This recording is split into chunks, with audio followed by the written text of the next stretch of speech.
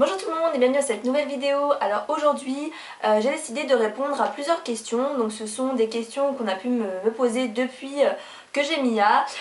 Donc voilà, je me suis dit que ça serait sympa de faire une vidéo, comme ça vous pourrez en apprendre un petit peu plus sur elle. Et je vous invite à répondre à ce tag, donc c'est pour ça que je vais mettre toutes les questions en bas d'infos.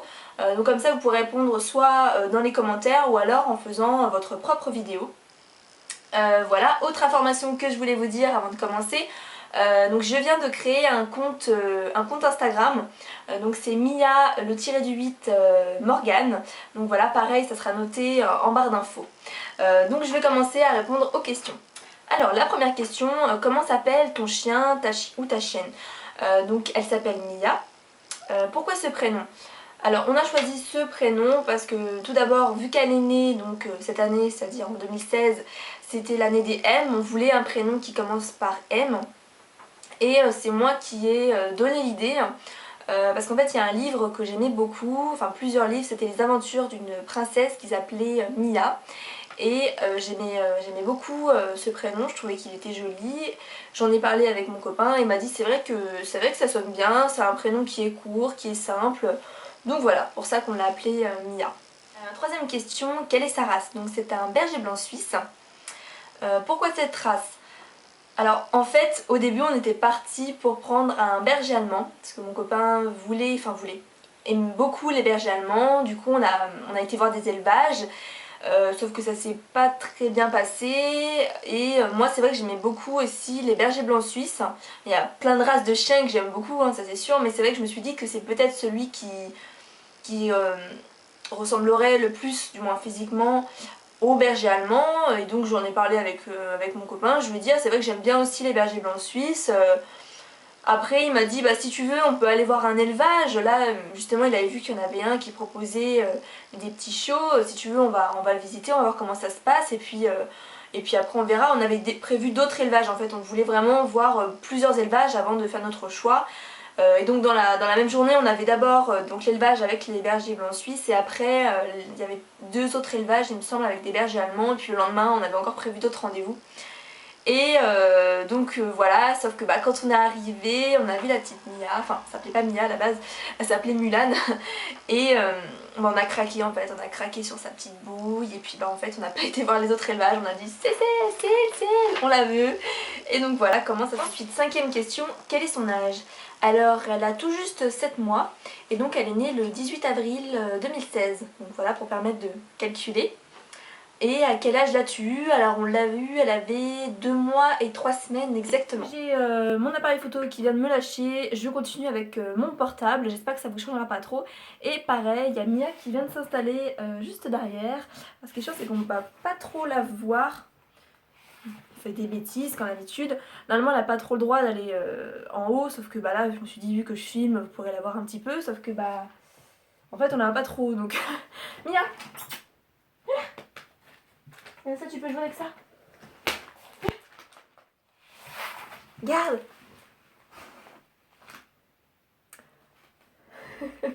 Bon, du coup je continue. J'en étais à où? Ah oui, à la 7ème question. Pourquoi elle et pas un autre? Alors, donc en fait, quand on est arrivé, il restait encore 4 chiots.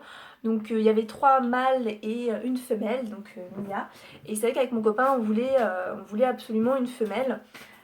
Donc on savait qu'il n'y en avait plus qu'une.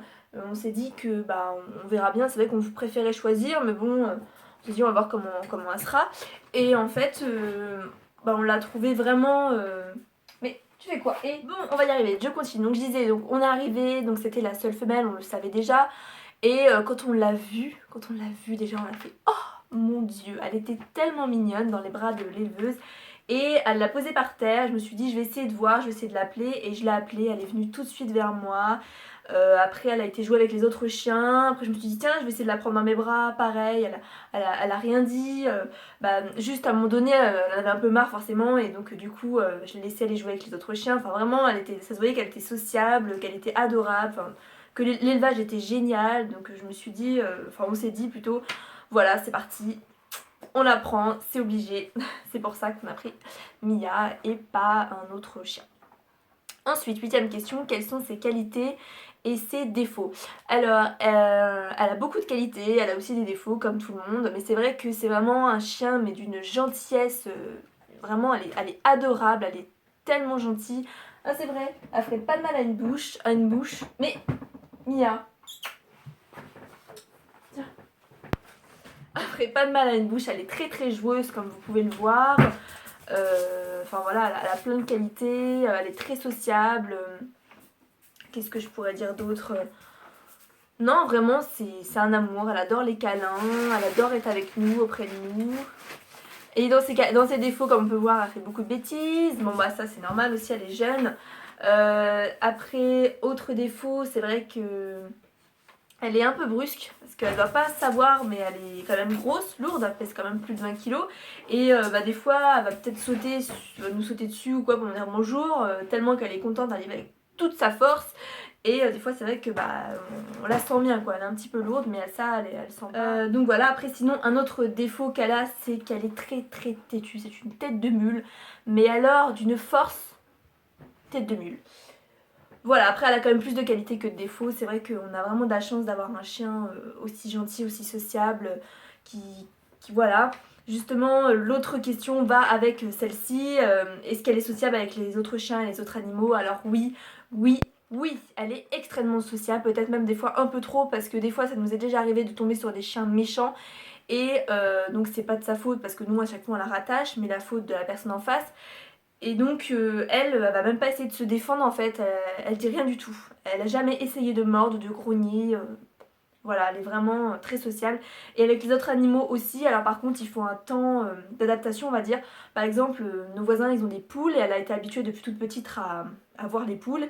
Et du coup il n'y a pas de problème. Après, pareil, on a essayé de l'habituer à voir plein d'animaux, plein de gens. Et elle voit souvent des ânes, des chevaux. Alors au début elle avait un peu peur, les vaches aussi, parce que c'est quand même des grosses bêtes. Mais à force, maintenant ça se passe super bien. Même les petits ânes qui sont super mignons avec elle. Des fois elle va leur lécher le museau, enfin c'est vraiment trop mignon. Après il y a un peu plus de mal on va dire avec les chats, parce que mes parents ont des chats mais elle les a pas vus souvent, du coup pareil je pense qu'avec le temps ça va aller. Et on n'a pas, enfin on a plus peur de la réaction du chat que d'elle en fait. Elle on sait qu'elle elle ira pas jusqu'à mordre le chat ou quoi, alors que le chat il peut essayer de la griffer. Et c'est surtout au niveau des yeux qu'il faut faire attention. Donc voilà, c'est plus les autres animaux en fait qu'on se méfie que d'elle. Elle, on sait, enfin, depuis qu'elle est toute petite, depuis toujours, elle est comme ça. Donc on espère que ça durera pour toujours, mais c'est vrai que là, elle est vraiment très très sociable. Voilà. Dixième question, quelle a été la plus grosse frayeur avec elle? Alors la plus grosse frayeur que madame nous ait faite, c'est un matin en fait, donc moi je travaillais pas, mon copain il travaillait donc il s'était levé de bonne heure et il lui avait donné à manger. Et en fait quand je me suis levée j'ai vu qu'elle avait pas mangé. Je regarde, je fais c'est bizarre, d'habitude elle mange assez rapidement et là il y avait rien, enfin il y avait toutes ces croquettes qui étaient là. Elle était toute patraque, enfin je sais pas, je la sentais bizarre. Et ça m'a inquiétée et quand j'ai vu au fil des heures que ça changeait pas, enfin j'ai même pas attendu vraiment, j'ai dû attendre plutôt des minutes. J'ai appelé mon copain et bah, ensuite je me suis dit je vais appeler le vétérinaire. Et donc je leur ai expliqué, et ils m'ont dit ah bon, donc on a essayé de comprendre, et là c'est mis à vomir, vomir, vomir. Là, je me suis dit oh non mais c'est pas possible, je dis s'il vous plaît, il faut qu'on vienne et tout, est-ce que vous avez un créneau disponible? Parce que là ça m'inquiète vraiment, je sais pas ce qu'elle a, je me suis dit ça y est, elle a avalé un truc de. Elle a quelque chose de coincé dans l'estomac, ou elle est en train de faire je sais pas quoi, enfin bref, moi je me suis en panique totale. Et donc bah, ce qui est super c'est qu'on a réussi à avoir un créneau dans l'heure suivante, donc on a été aussitôt, on est parti, donc la pauvre elle a vomi partout dans ma voiture, mais bon ça sur le coup je m'en fichais parce que je voulais juste qu'elle aille bien, qu'elle redevienne chiante, qu'elle redevienne comme avant, qu'elle devienne excitée, qu'elle arrête d'être toute molle. Et donc on est arrivé chez le vétérinaire et en fait c'était juste une gastro, donc là rassurée, moi qui m'attendais à ça y est, elle va avoir je sais pas quoi, obligée de l'opérer. Voilà, c'est vraiment la plus grosse frayeur qu'elle ait pu nous faire. Et quel a été ton meilleur souvenir avec elle? Alors là, c'est pas facile parce qu'il y en a quand même beaucoup. C'est vrai que les balades qu'on fait avec elle, en général, c'est des beaux souvenirs, surtout quand on va à la plage. C'est super sympa.